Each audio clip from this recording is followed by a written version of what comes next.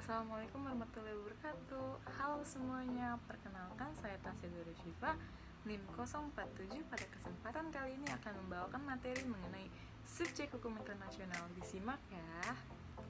Sebelum kita masuk kepada apa itu subjek hukum internasional, menurut Dixon, yaitu seorang pakar hukum internasional, mengatakan bahwa subjek hukum internasional adalah suatu badan atau entitas yang mampu untuk memiliki dan melaksanakan kewajiban serta hak sesuai dengan hukum internasional.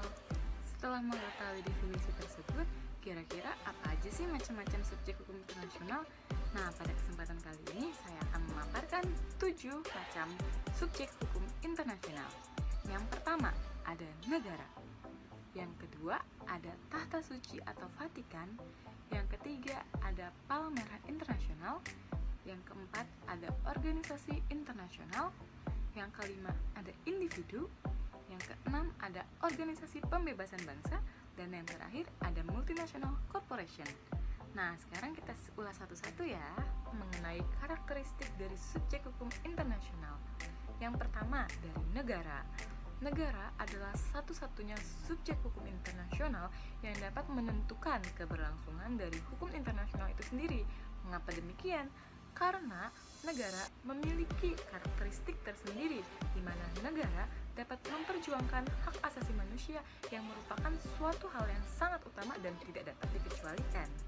Nah, berdasarkan dari Konvensi Montevideo tahun 1933, kira-kira ada 4 nih syarat untuk menjadi sebuah negara yang berdaulat. Yang pertama adalah memiliki wilayah.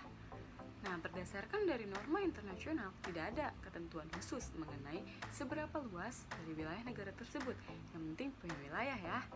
Nah, yang kedua adalah memiliki masyarakat yang tetap.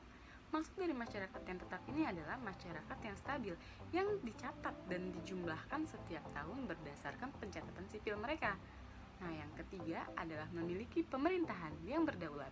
Maksud dari pemerintahan yang berdaulat di sini adalah tidak ada intervensi asing terhadap urusan kenegaraan mereka, sehingga organ-organ pemerintahan dapat menciptakan stabilitas bernegara. Dan yang terakhir adalah mampu melaksanakan hubungan internasional dengan negara lain. Kenapa sih harus punya hubungan internasional dengan negara lain? Karena setiap negara yang baru merdeka atau baru saja berdaulat tentu saja membutuhkan bantuan dari negara lain dalam bentuk kerjasama internasional.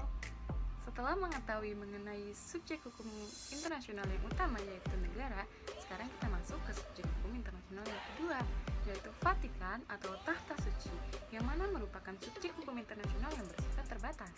Mengapa dikatakan terbatas? Karena kewenangannya tidak seluas dan tidak seperti negara, di mana di sini Vatikan diakui sebagai subjek hukum internasional karena perannya dalam membantu dan mendukung perdamaian dunia.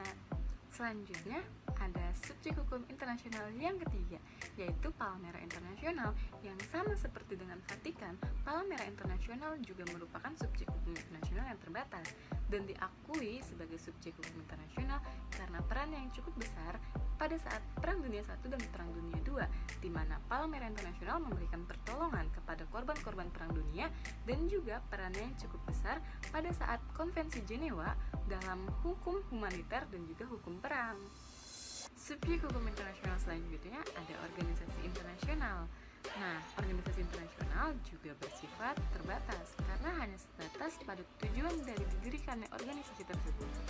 Organisasi internasional berdiri atas suatu perjanjian internasional dari 2 negara atau lebih dengan dasar hukum dari Advisory Opinion Mahkamah Internasional dalam Reparatory Case tahun 1949. Contohnya adalah INGO atau International Non-Governmental Organization, yang mana contohnya adalah Greenpeace, di mana kedudukannya diakui sebagai subjek hukum internasional karena perannya dalam isu-isu kemanusiaan, isu-isu lingkungan, dan lain-lain.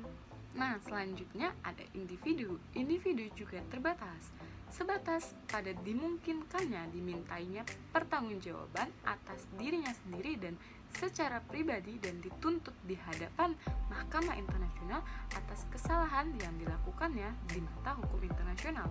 Contohnya adalah para penjahat perang Bosnia yang dituntut di pengadilan internasional atas kejahatan perang yang mereka lakukan.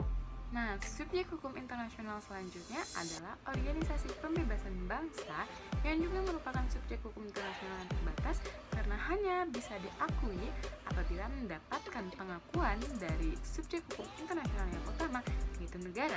Contohnya adalah Organisasi Pembebasan Palestina yang diakui oleh PBB dan memiliki kewenangan yang sah untuk menyampaikan aspirasi dan mewakili rakyatnya, yaitu rakyat Palestina, di depan Majelis Umum PBB.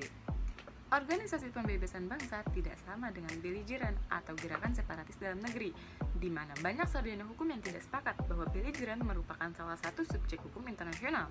Namun, banyak juga sarjana hukum yang mengatakan bahwa beligeran adalah subjek hukum internasional selama ketentuan-ketentuan sebagai berikut. Yang pertama, gerakan separatis atau pemberontakan dalam negeri tersebut diakui secara legal personality dan mendapatkan pengakuan sehingga menjadi insurgen yang menyebabkan serta melakukan peperangan terhadap pemerintahan yang berdaulat dan sah yang berkuasa, di mana mereka memiliki wilayah dan organisasi pemerintahan yang terstruktur dan menjadi tandingan daripada organisasi pemerintahan yang sah dan berdaulat tersebut, sehingga mendapatkan pengakuan secara de jure dari negara lain, maka beligeran tersebut dapat menjadi subjek hukum internasional yang diakui di depan Mahkamah Internasional. Salah satu beligeran yang diakui oleh PBB adalah pemberontakan yang dipimpin oleh Nelson Mandela di Afrika, sebagaimana ditujukan untuk membebaskan rasisme atau penindasan terhadap ras kulit hitam. Nah, sebagai subjek hukum internasional, beligeran juga bisa mendapatkan haknya berupa intervensi asing apabila berkaitan dengan hak asasi manusia. Contohnya adalah beligeran di Suriah yang diperangi oleh pemerintahan yang berdaulat dan sah sehingga memunculkan banyak korban jiwa, sehingga memicu masuknya intervensi asing dalam menyelesaikan permasalahan tersebut. Sekarang kita masuk ke subjek hukum internasional yang terakhir, yaitu MNC atau Multinational Corporation, di mana Multinational Corporation masuk ke dalam subjek hukum internasional karena dua hal. Yang pertama, harus ada penegakan hukum yang tegas apabila MNC tersebut merugikan negara lain atau menyebabkan kerugian kepada suatu negara yang bekerja sama dengannya. Lalu yang kedua, bisa jadi MNC tersebut yang mengalami kerugian akibat kerjasamanya dengan negara yang terkait dengan lintas batas. Dari ketujuh subjek hukum internasional yang telah disebutkan, mereka memiliki kemampuan-kemampuan di mata hukum internasional. Yang pertama adalah mampu menuntut haknya di hadapan pengadilan internasional maupun nasional. Lalu yang kedua, menjadi subjek dari beberapa atau bahkan semua kewajiban yang diberikan oleh hukum internasional. Lalu yang ketiga, mampu membuat sebuah perjanjian internasional yang sah dan mengikat dalam hukum internasional. Lalu yang keempat, dapat menikmati imunitas dari yurisdiksi pengadilan domestik. Nah, mungkin itu saja materi yang bisa saya sampaikan pada kesempatan kali ini. Sampai ketemu di materi selanjutnya.